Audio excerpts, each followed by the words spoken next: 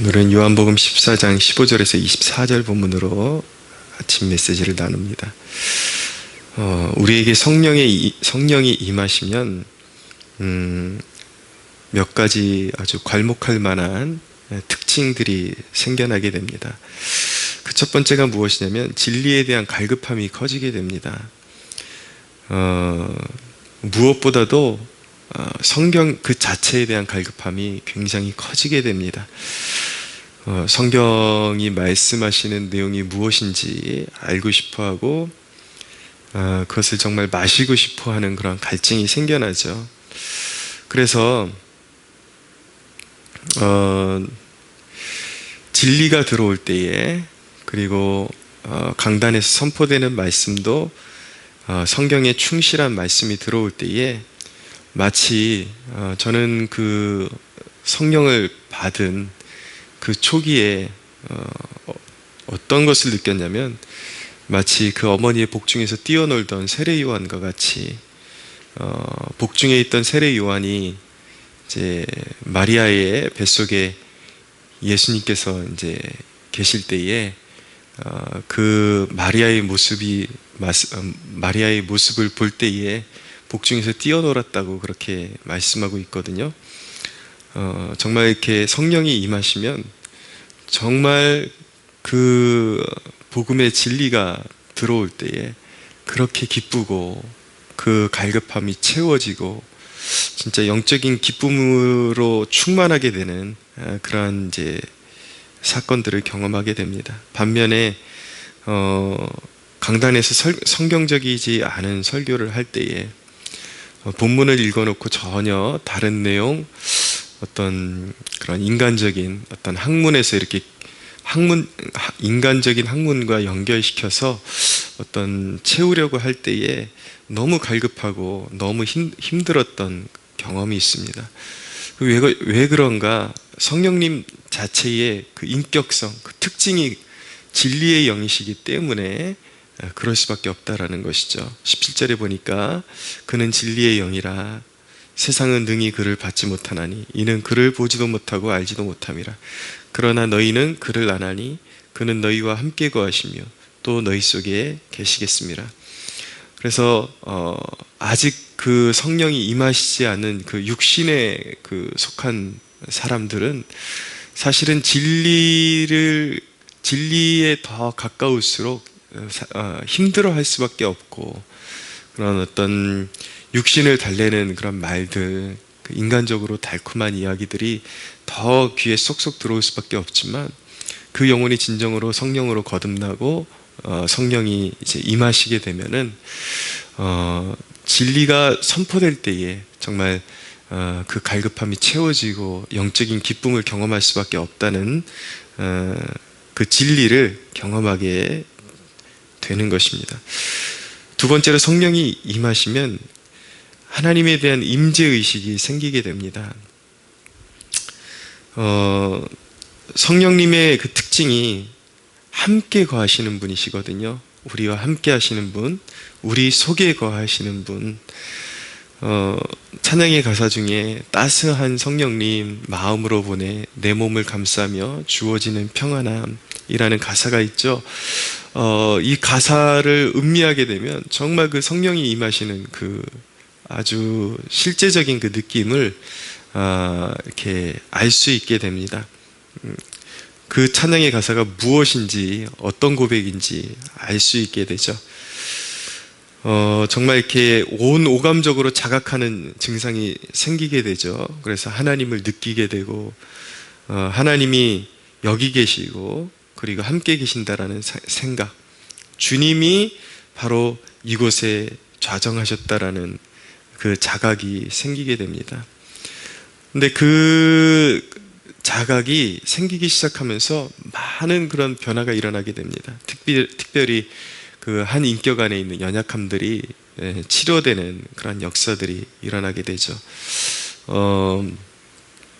제 개인적으로 보면 타고날 때부터 굉장히 그 두려움이 많고 겁이 많고 이런 어떤 그런 영적인 그런 어떤 피조물들에 대해서 두려움이 굉장히 많고 그런 이제 청년기까지 그런 시절을 보내야 했습니다. 근데 성령이 임하시는 순간부터 하나님이 나와 함께 하신다. 주 예수님이 내 안에 거하신다라는 분명한 그 자각력이 생기면서부터 그 두려움이 치유되기 시작하더라고요. 그러면서 그 원래 타고난 그 두려움이 많은 성품 자체는 극복하는 것이 굉장히 쉽지 않았지만, 희한하게도 두려움을 느끼는 동시에 그 평안함이 주어지면서 이전 같으면 너무 그 두려움에 이렇게 사로잡히고 이랬던 현상들이 사라지면서 마음의 평안을 유지할 수 있게 되고 믿음을 유지할 수 있게 되고 그런 헛된 두려움들이 떠나가는 그런 역사들을 경험하게 됐습니다. 그런 어떤 인격 안에 있던 어떤 두려움이나 어떤 그런 기질에서 이렇게 발생된 그런 여러 가지 연약함들이 한 번에 확 떠나가는 경우도 있지만 서서히 치유되는 역사를 경험하게 되는 그런 치유의 역사도 경험하게 되죠. 18절에 보니까 내가 너희를 고아와 같이 버려두지 아니하고 너희에게 오리라. 네. 정말 그 성령이 오시는 사건은 실제적인 하나님의 그 임재를 그 느끼게 되는 사건이요. 정말 그 내 주님에 대한 깊은 자각력이 생기는 사건이라고 말씀드릴 수가 있겠습니다. 예수라는 이름, 우리가 예수님을 그 고백할 때 예수 이렇게 고백하잖아요.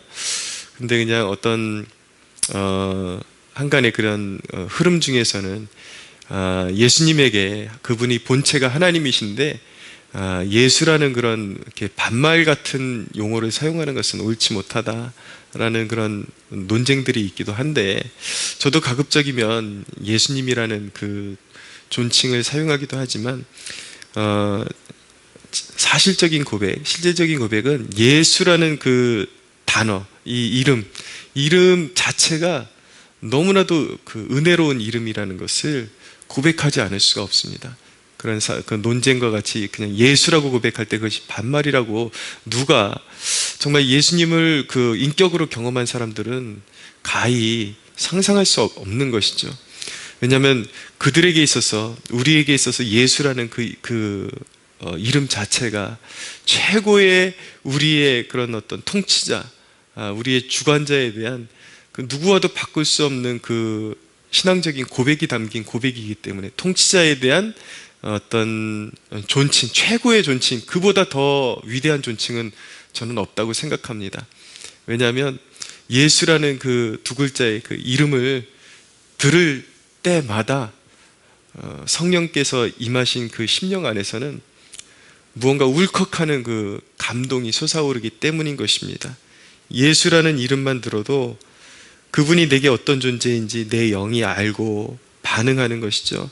로마서 8장에 보면 성령이 친히 우리의 영과 더불어 우리가 하나님의 자녀인 것을 증언한다라고 말씀하고 있는데, 성령이 임하신 그 심령 안에 그 영혼은 느끼게 됩니다. 그 예수라는 그 이름 자체에 있는 그 위대함, 그 고귀함, 그 순결함, 그 아름다우심, 그것을 느낄 수밖에 없기 때문에 예수, 우리가 예수님 고백하기도 하지만 때로는 그 자체로 높여드리고 싶을 때에 오 예수시여, 예수라는 이름을 우리가 듣게 될 때에, 그리고 그 이름을 고백하게 될 때 우리 마음에서 성령께서 역사하시기 때문에 그 이름 들을 때 그 자체만으로도 마음이 감동되고 감격이 되고 눈물이 나오고 그 이름 자체에 고개가 숙여지고 심령 안에서 정말 무릎 꿇는 경배가 일어난다라는 것을 경험할 수밖에 없게 되는 것이죠.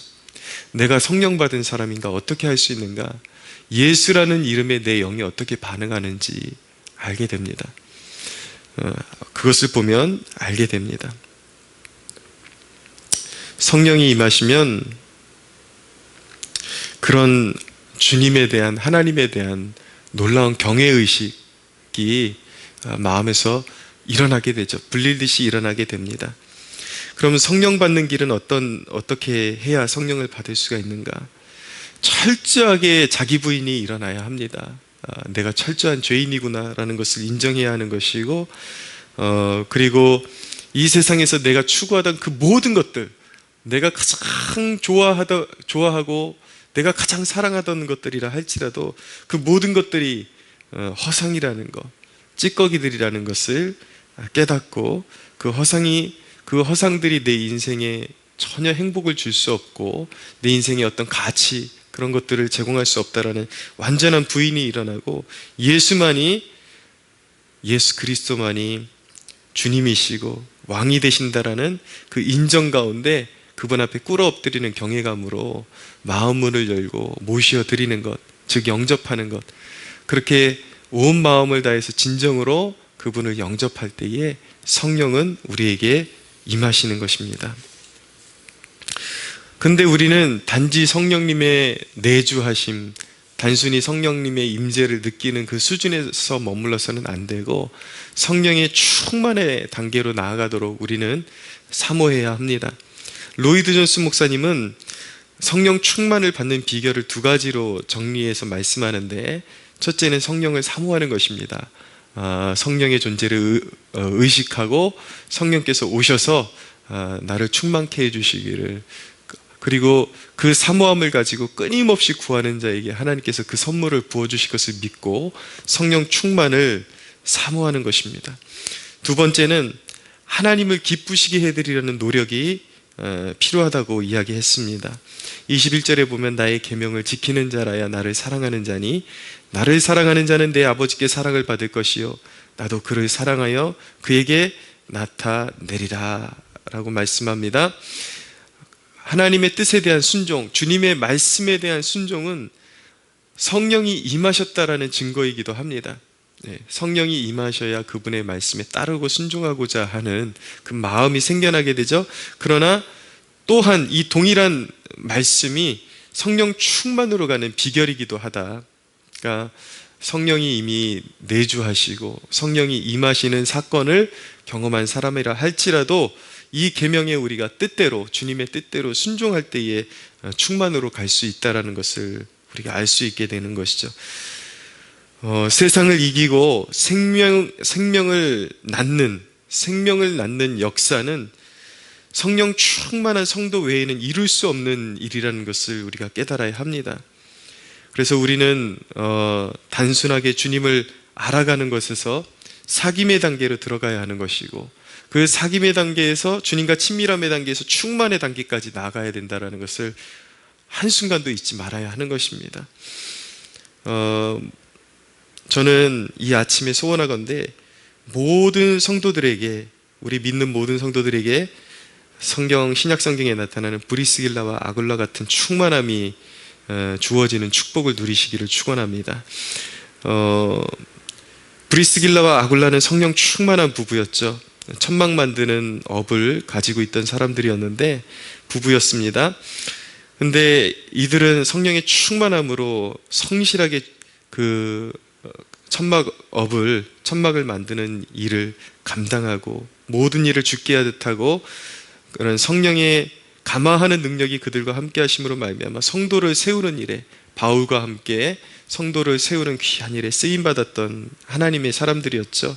바로 이 브리스길라와 아굴라와 같은 그 심령에 역사했던 그 역동력, 성령의 능력이 오늘날을 살아가는 모든 성도들에게도 필요하다, 저와 여러분들에게 필요하다라는 것을 우리가 인정해야만 하는 것입니다.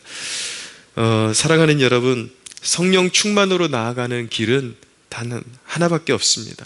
기도의 골방으로 들어가는 것입니다.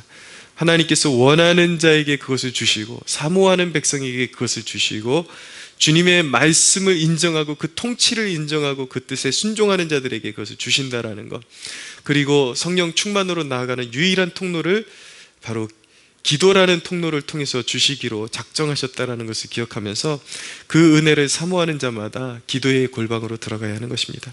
그리고 초대교회가 성령 충만을 받을 때 항상 그들이 사용했던 유일한 한 가지 방법은 무엇이었냐면 모이기에 힘쓰는 것이었습니다.